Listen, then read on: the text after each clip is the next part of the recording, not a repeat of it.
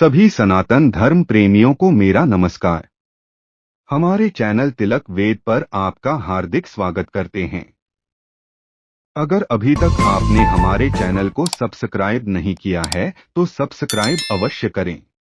तो आओ प्रिय श्रोताओं, त्रिलोक सुंदरी के वर के चुनाव की कथा की शुरुआत करते हैं। चंपापुरी भागलपुर नाम की एक प्रसिद्ध नगरी थी।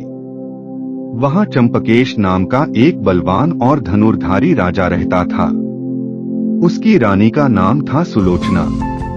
उसके त्रिलोक सुंदरी नाम की एक कन्या उत्पन्न हुई। उसका मुख चंद्रमा के समान, भौहें धनुष की प्रत्यंचा के समान, नेत्र मृग के समान तथा शब्द कोकिल के समान थे। राजन, उस बाला से देवता भी विवाह करना चाहते थे। अन्य मनुष्यों की तो बात ही क्या। उसके स्वयंवर में लोकविश्रुत सभी राजा तथा देवराज, इंद्र, वरुण, कुबेर, धर्मराज और यम आदि देवता भी मनुष्य का शरीर धारण करके आए। उनमें से इंद्रदत्त ने कन्या के पिता राजा चंपक से कहा, राजन, मैं सभी शास्त्रों में कुशल हूँ, रूपवान एवं मनोरम हूँ, अतः आप अपनी पुत्री को मुझे समर्पित कर दें। दूसरे धर्मदत्त ने कहा, राजन, मैं धनुर्विद्या में कुशल एवं मनोरम हूँ, आप अपनी कन्या मुझे समर्पित करें। तीसरे ने कहा, राजन, मेरा नाम धनपाल है, मैं सभी प्राणियों की भाषा जानता हूँ, मैं गुणवान और रूपवान भी हूँ, आप अपनी कन्या मुझे समर्पित कर सुखी होइए। चौथे ने कहा, राजन, मैं सर्वकला विशारद हूँ, प्रतिदिन अपने उद्योग से 5 रत्न प्राप्त करता हूँ, वर्टिकल बार उनमें से पुण्य के लिए प्रथम रत्न, होम के लिए द्वितीय रत्न, आत्मा के लिए तृतीय रत्न, पत्नी के लिए चतुर्थ रत्न तथा शेष अंतिम रत्न भोजन के वर्टिकल बार लिए व्यय करता हूँ।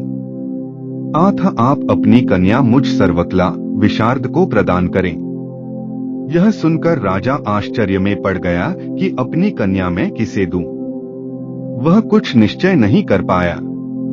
अंत में उसने सारी बातें कन्या को वर्टिकल बार बताईं और उससे पूछा कि तुम्हें इनमें से कौन सा वर अभीष्ट है, पर कन्या त्रिलोक सुंदरी ने लज्जावश कुछ भी उत्तर नहीं दिया। वैताल ने पूछा, राजन, अब आप बताएं कि उस कन्या के योग्य वर इनमें से कौन था। राजा बोला, रुद्रकिंकर। वह रूपवती कन्या त्रिलोक सुंदरी धर्मदत्त के योग्य है, क्योंकि इंद्रदत्त वेदादि शास्त्रों का ज्ञाता है, अतः वर्ण से वह द्विज कहा जाएगा। भाषा जानने वाला तथा धन धान्य का विस्तार करने वाला धनपाल वणिक कहा जाएगा। तृतीय जो कलाविद है और रत्नों का व्यापार करता है वह शूद्र कहलाएगा। वैताल, सवर्ण के लिए ही कन्या योग्य होती है, अतः धनुर्वेद शास्त्र में जो निपुण धर्मदत्त है वह वर्ण से क्षत्रिय कहलाएगा, इसलिए उस क्षत्रिय कन्या का विवाह धर्मदत्त के साथ ही किया जाना चाहिए।